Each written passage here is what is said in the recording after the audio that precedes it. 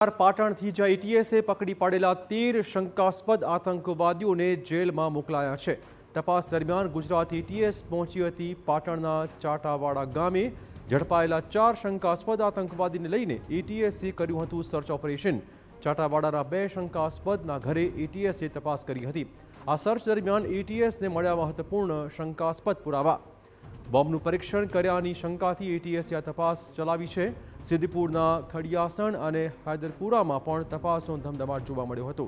જૈશ સાથેના કથિત કનેક્શનની દિશામાં એટીએસની તપાસ આગળ વધારાઈ છે। ચાટાવાડા ગામમાં એટીએસની વધુ એક કાર્યવાહી જોવા મળી હતી। આતંકી નેટવર્કના તાર શોધવા એટીએસે અહીંયા સર્ચ ઓપરેશન શરૂ કર્યું હતું।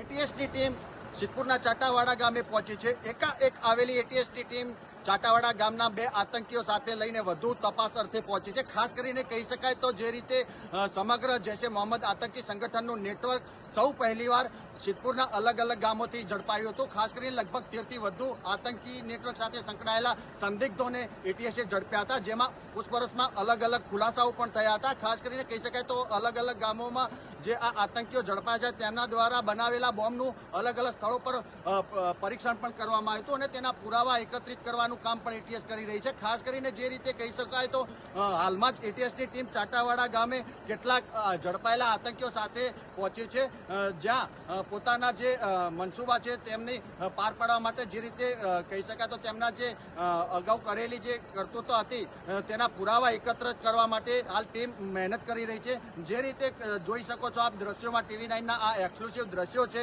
કે જે આજે ફરી એકવાર એટલે કે કદાચ બીજી કે ત્રીજી વાર એટીએસની ટીમ ચાટાવાડા ગામે પહોંચે છે અને આતંકીઓ વિરુદ્ધ કડકમાં કડક પુરાવા એકત્રિત કરવા માટે ખાસ કરીને એટીએસની ટીમ મહેનત કરી રહી છે।